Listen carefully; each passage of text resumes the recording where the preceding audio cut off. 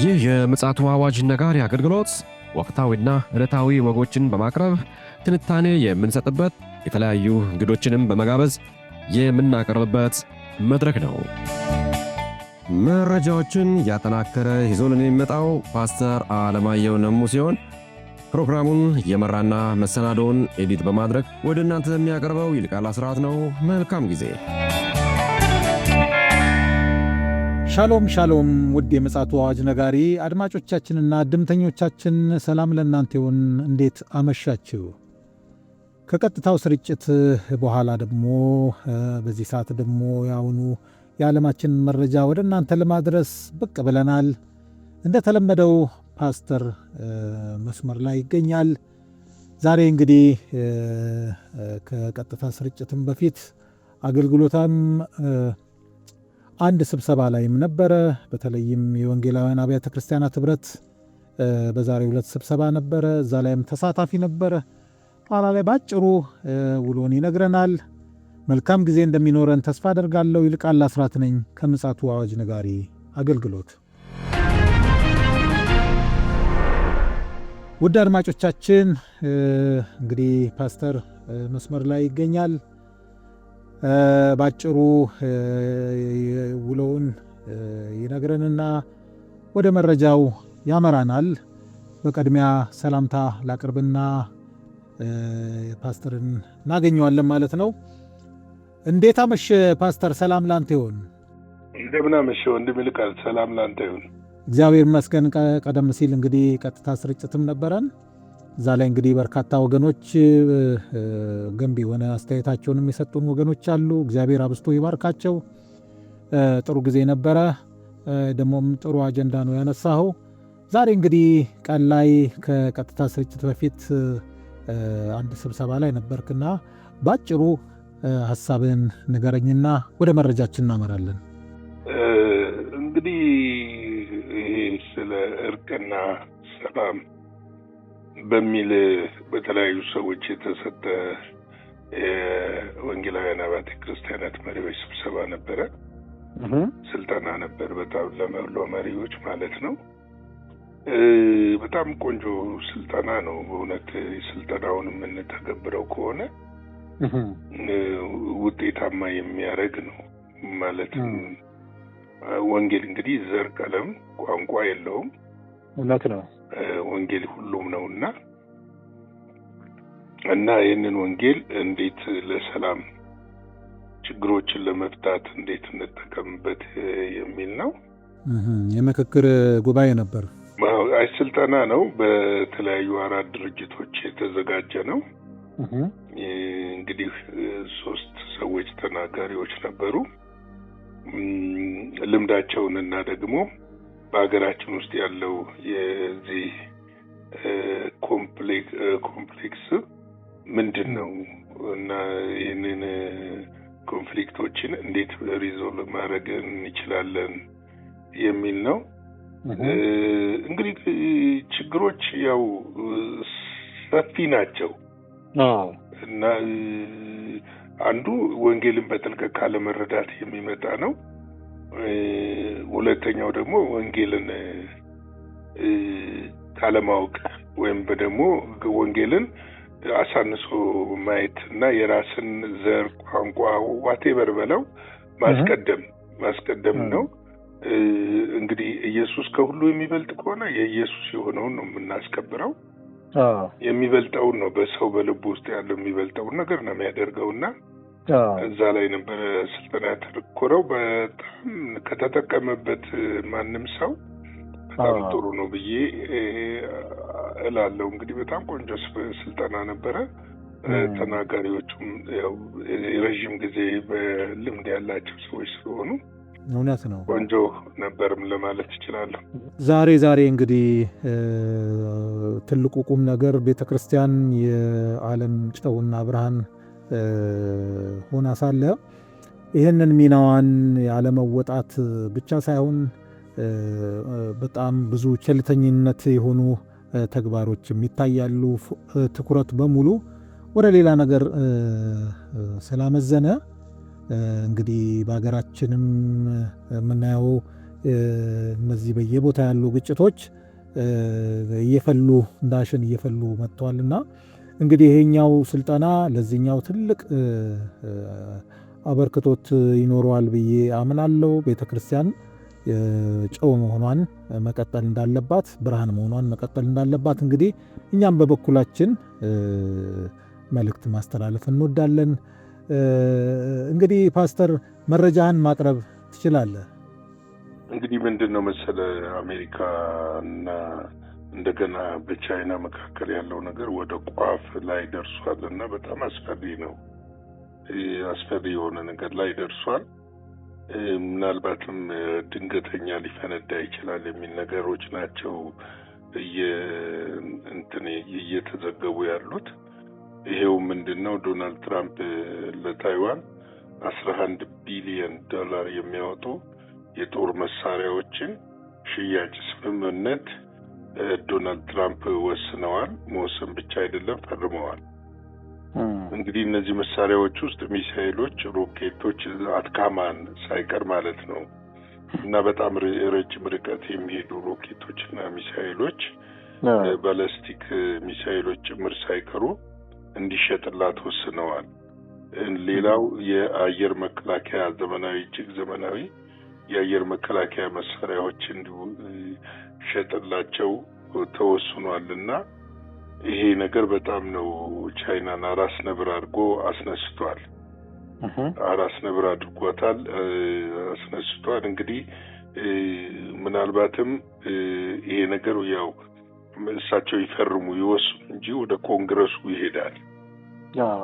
ኮንግረሱ ይህንን ሽያጭ የሚያጸድቀው ከሆነ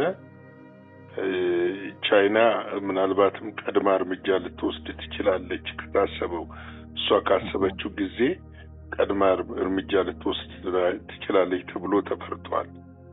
ይህ እንዳይሆን ራሳቸው የአሜሪካ ወታደራዊ ጠበብቶች ይሄ ጉዳይ ጋፕ ቢሰጠው የሚል መልእክት ለዶናልድ ትራምፕ እያቀረቡ ነው። አስፈሪ ነው የሚሆነው። ቀጠናውን አካባቢውን ሁሉ ይዞ ሊሄድ ስለሚችልና መመለስ ስለማይችል ይሄ ነገር እንዳይሆን ዲፕሎማሲያዊ አካሄድ ቢሄድ የሚል ነገር ነው። እንግዲህ ዶናልድ ትራምፕ ይህንን ሲፈርሙ አንድ ነገር ተናግረዋል። ታይዋን ቻይናን ሙሉ ለሙሉ መከላከል የምትችልበትን ማንኛውንም እርምጃ እንወስዳለን የሚል ነገር ነው እና የሁለቱ ሀገሮች ጣፍ ላይ መሆን በጣም አስፈሪ አድርጎታል። እና እንግዲህ እንደ ድል ሆኖ ሴኔቱ የሚያጸድቀው ከሆነ ወደ አስፈሪ እርምጃ ይሄዳል። የማያጸድቀው ከሆነ ደግሞ አስፈሪ እርምጃ ውስጥ ይገባል። እንግዲህ እንደምንመለከተው አሜሪካ ከጃፓን ጋር በጋራ ሆነው ለታይዋን ሊሰለፉ ይችላሉ። ከዛ ወገን ደግሞ ከቻይና ጋር እነ ራሽያ እና እነ ሰሜን ኮሪያ ሊሰለፉ ይችላሉ። ይሄ እንግዲህ የጎራ ጉዳይ ወደ ለየለት ነገር እንዳያመራ ተፈርቷል።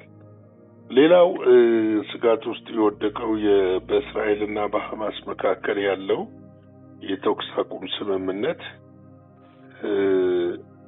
እስራኤል እስከዛሬ ድረስ ምንም አይነት ስምምነቱን አላከበረችም የሚል ክስና ወቀሳ እየቀረበ ነው ያለው።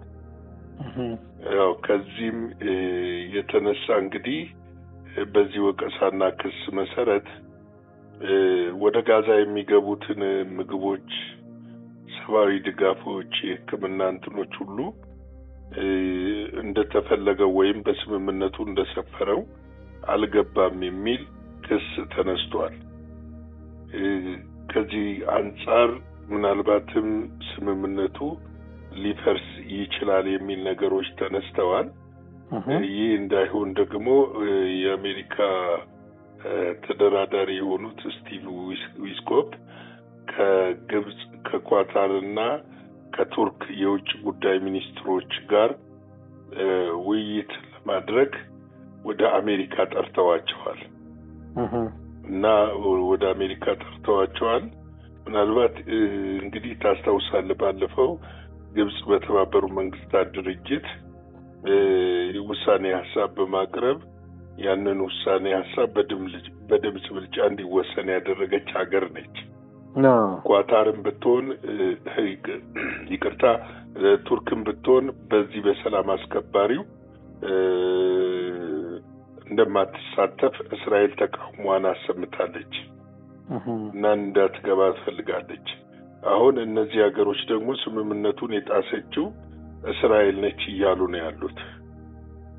እስራኤል ነው እያሉ ነው ያሉት። ግን እስራኤል ነው ማለታቸው ደግሞ በጣም ነገሩን ያከብደዋል። ስለዚህ ምንድነው ምናልባትም ዶናልድ ትራምፕ አሁን ግፊት እያደረጉት ሁለቱ ሀገሮች ወደ ሁለተኛው ውይይት እንዲሄዱ ነው። ድርድሩ ወደ ሁለተኛው ድርድር ማለት ነው እንዲሄዱ ነው የተደረገው የታሰበው ማለት ግፊት እያደረጉ ያሉት። ግን እስካሁንም ደግሞ በተወሰነው ለምሳሌ በእነዚህ ወደ 1 ወር ነው 2 ወር ከምናምን የሆነዋል ይመስለኛል ጉዳዩ። ስለዚህ ይሄ ጉዳይ በእንደዚህ ሁኔታ ውስጥ እያለ አሁን ላይ በዚህ ጉዳይ መሰረት ስምምነቱ ሊተገበሩ የሚገቡ የሰላም አስከባሪው የመግባት ያስተዳደሩ የመመስረት ጉዳዮች አልተከናወኑም። እነዚህ ጉዳዮች ያልተከናወኑበት ምክንያት ደግሞ ሐማስ ትጥቅ መፍታት ስላልፈለገ ነው። ከዚህ የተነሳ እንግዲህ ፕሬዚዳንት ዶናልድ ትራምፕ የፈለገ ግፊት ቢያደርጉም የእስራኤሉ ጠቅላይ ሚኒስትር ናታንያሁ የደህንነት ምክር ቤቱን ስብሰባ ጠርተው በቀጣይ ሐማስ ላይ ትጥቅ ለማስፈታትና እርምጃ ለመውሰድ የሚያስችል ውይይት አድርገው አጽድቀዋል። ስለዚህ ይህንን እርምጃ እንወስዳለን፣ በኃይል እናደርገዋለን የሚል ነገር አንስተዋል። እንግዲህ እነዚህ ነገሮች ባለፈውም ታስታውስ ከሆነ ምክር ቤቱና የደህንነት ኃይሉ ዝግ ስብሰባ አድርጎ ነበረ የእስራኤል በተለይ በዚህ በቀጠናው በኢራን፣ በሊባኖን፣ በሶሪያ በሐማስ አማካይነት ባለው ነገር ላይ ማለት ነው። በዙሪያ ባለው ጉዳይ ማለት ነው። ስለዚህ እነዚህ ነገሮች ናቸው ያሉት። እንግዲህ እነዚህ ነገሮች የመካከለኛው ምስራቅ ሁኔታ ይወስናሉ ተብሎ ይታሰባል። በዚህ መሰረት እንግዲህ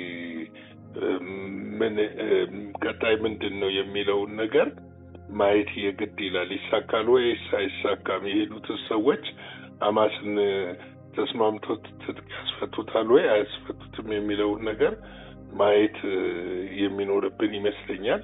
እንግዲህ መካከለኛው ምስራቅ ለጌታችን መድኃኒታችን ኢየሱስ ክርስቶስ መምጣት በዛ የሚከናወኑ ፖለቲካዊም ሆነ ወታደራዊ፣ ማህበራዊ ጉዳዮች ወሳኝ ናቸው። እውነት ነው። ስለዚህ እዛ በሚደረጉ ነገሮች ልንዘጋጅ ያስፈልጋል እና ይሄ ነው ያለው። እንግዲህ በዚህ ነገር ውስጥ እግዚአብሔር እንዲያግዘን፣ እንዲደግፈን፣ አቅምና ጉልበት እንዲሰጠን የእግዚአብሔር እጅ ደግሞ በቤተ ክርስቲያን ላይ እንዲሆን ልንጸልይ ያስፈልጋል እላለሁ። ስለ ሁሉም ነገር እንግዲህ እግዚአብሔርን መፈለግ በእግዚአብሔር መሆን ያስፈልገናል እላለሁ።